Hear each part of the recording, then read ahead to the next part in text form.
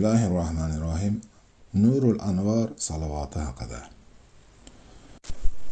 Ushbu salovat Said Abul Firoj Ahmad al-Badaviyga mansubdir.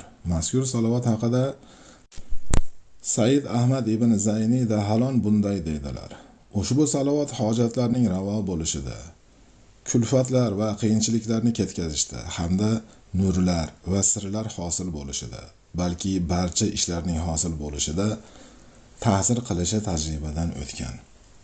Bu har kuni 100 martadan o'qiladi. Salovat budur.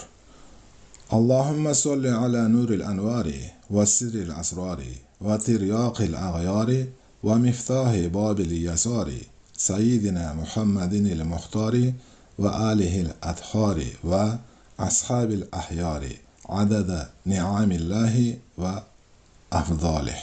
Ma'nosi: Ey Allohim, nurlar nuri, sirlar siri, yomon holatlardan qutulish taryoqi,